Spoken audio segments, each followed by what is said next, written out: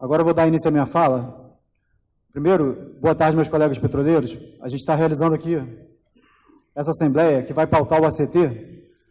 Mas antes de entrar propriamente no tema de ACT, eu quero dar uns passos atrás e abordar um tema importante, que é a relação do sindicato com a categoria. Eu acho que durante muito tempo a gente pode fazer um diagnóstico que existia um divórcio entre o sindicalismo e a base da categoria. E eu acho que a gente está vivendo hoje, nesse processo recente, uma oportunidade de consertar reparar esse erro histórico, né?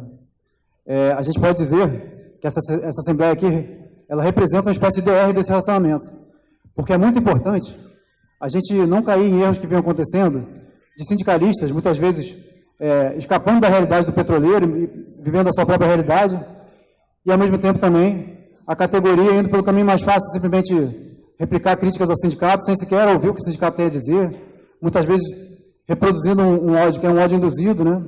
Porque existe uma disputa na sociedade, uma disputa ideológica, que quer convencer as pessoas de que qualquer saída para problemas coletivos são saídas individuais. E o sindicato, ao contrário, é um caminho coletivo de soluções para problemas coletivos. Então, nesse sentido, não tem como a gente fugir do sindicalismo e do sindicato como a entidade legitimamente representante dos trabalhadores. Eu acho que essa oportunidade é importante para a gente restabelecer esse vínculo. A gente fez uma assembleia porque a gente acha que o processo de participação no ACT tem que ser muito mais rico do que simplesmente chegar lá na urna, botar seu voto e esquecer o que está acontecendo, ou simplesmente ouvir a opinião da empresa. Existe uma simetria muito grande de poderio de informações com relação ao sindicato e à empresa.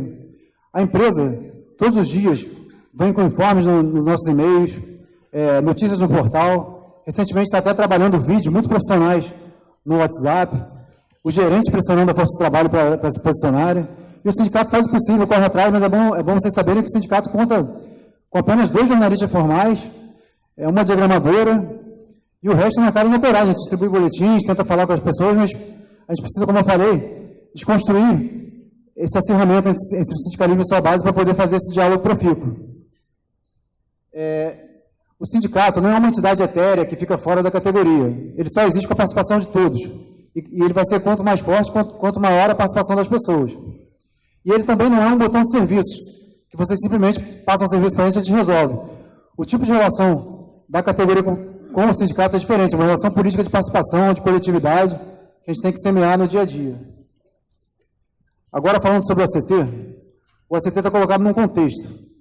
É um contexto de ataques à Petrobras, de privatização, e tanto o rebaixamento dos nossos direitos, das nossas conquistas históricas, quanto a privatização, são duas expressões de um mesmo projeto político. Isso é importante a gente compreender. Não existe essa divisão. Não tem como resolver uma coisa e depois resolver a outra. A gente tem que aproveitar toda a energia de reação para essas duas frentes de batalha para construir um grande movimento de resistência. A gestão da empresa tem martelado muito, dizendo que o sindicato não quer ceder, e falando assim, no que o sindicato vai ceder? Aí a nossa resposta é a seguinte, a gente responde com uma outra pergunta. Por que os trabalhadores precisam ceder? Por que precisamos ceder se a empresa está dando lucros cada vez mais exorbitantes para os acionistas, por exemplo? Se a geração de caixa nos últimos 20 anos tem sido em ordem de bilhões de reais, dezenas de bilhões, inclusive. Os problemas de prejuízo que acontecem normalmente são de natureza contábil, por impairment, por pagamento de class action nos Estados Unidos, etc. Mas o papel dos trabalhadores de gerar essa riqueza tem sido constante e muito valoroso. Então não tem por que tirar do nosso bolso, enquanto aumenta a renda, a remuneração variável, por exemplo, da alta gestão, e aumenta a remuneração também dos acionistas. Isso é uma questão que a gente tem que discutir.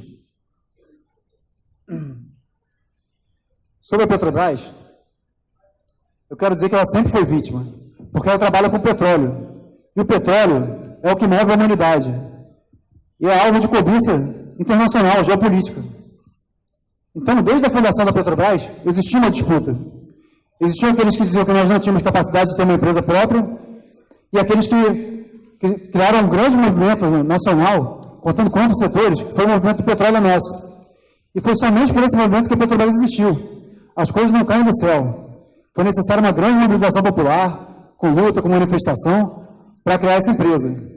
Desde então, você dizia que não tinha petróleo no Brasil, que não era possível, que nós não tínhamos capacidade de produzir. Isso se repetiu quando a gente descobriu o pré-sal. Se dizia que não tinha possibilidade de retirar o pré-sal, que era muito difícil, praticamente impossível. Depois, se dizia que a Petrobras não tinha possibilidade de retirar por conta própria aquele petróleo. E a gente vai provando a cada momento que nós temos capacidade sim. Tanto é que o pré-sal já está produzindo 1,5 milhão de barris por dia. A Petrobras, pelo fato de ser alvo de cobiça, sempre sofreu subtrações de toda a ordem. A gente pode dizer que são privatizações do que é gerado coletivamente do bem público brasileiro. No ciclo anterior, existiam subtrações do que era produzido, né? E agora, o que está existindo é subtração do nosso patrimônio, é algo mais grave. Só um minutinho, que eu estou na fala. Então, no momento anterior, a gente pode dizer que existia um parasitismo da Petrobras, é fato. Existia supervaloração dos contratos, coisas do gênero. Agora, está tendo subtração do patrimônio, está se abocanhando. Então, em vez de parasitismo, a gente tem os carniceiros. Isso é muito mais grave, porque no final das contas a gente pode ficar sem os ativos. Então, essa é a reflexão que eu quero deixar. Durante muito tempo, vem acontecendo esse processo de privatização, mas desde 2016, ele ganhou uma velocidade, um patamar muito acelerado. A gente viu aí o que aconteceu com a BR Distribuidora, né? E lá, vale sublinhar que houve um erro em depositar todas as fichas da luta no campo institucional, no campo da justiça, quando deveria estar se fazendo mobilizações e greve, inclusive, e o resultado a gente viu. Aconteceu a mediação, que foi sendo prorrogada, o ACT foi sendo preservado temporariamente, mas, ao final das contas, a BR foi privatizada. E agora os companheiros da BR têm que desfilar aí com um crachá branco, né? E preservar o ACT até perder um pouco do sentido. O que vai acontecer depois? Muito provavelmente vai ter demissão em massa, vai ter rebaixamento mais forçado, as condições são muito piores para fazer a luta depois. Nas malhas de gasodutos, que são extremamente estratégicas, a Petrobras vendeu a preço de banana a malha do TAG do Nordeste e a malha do MTS. E, curiosamente, o valor que a gente vendeu essa malha, a gente pagou 1/6 dele de aluguel no primeiro trimestre. É isso mesmo, pessoal, é algo escandaloso. A NTS é um bem que a gente é obrigado a usar, alugando. É como se a gente vendesse, fazendo a proporção, como se a gente vendesse um imóvel que a gente mora por R$36 mil e passasse a pagar um aluguel mensal de R$2.000. A proporção é exatamente essa, para vocês terem uma ideia. As refinarias. Tem 8 refinarias na fila para serem privatizadas, 8 das 13. E ali tem um problema crítico também, que é a política de preços. A política de preços, eles querem nos convencer que é necessário aumentar o preço, porque isso aí propiciaria trazer concorrência e isso faria baixar o preço.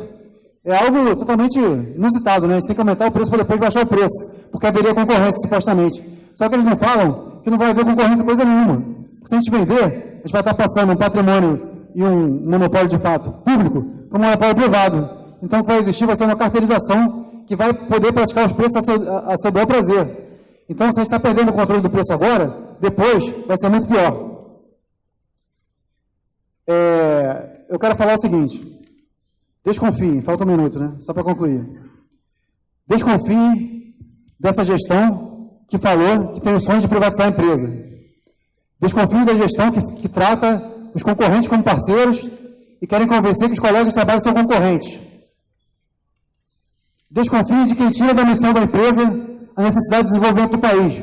Porque quem faz isso, na verdade, está colocando implicitamente que a missão é subdesenvolver o país. Não tem minhas palavras. A Petrobras tem uma vocação histórica de desenvolvimento. Retirar isso é subtrair essa necessidade histórica do país. E simplesmente ficar exportando petróleo cru e importando derivados. Companheiros, estamos numa batalha decisiva. Numa batalha decisiva, nós temos duas opções. Ou baixar a cabeça, ou erguer a guarda. Eu deixo para os companheiros refletirem sobre isso e tomarem sua posição. Temos que rejeitar essa proposta e partir para a greve, sim. Somos responsáveis, estamos botando a empresa, não vamos deixar privatizar. Muito obrigado, vou passar a palavra para o próximo inscrito aí.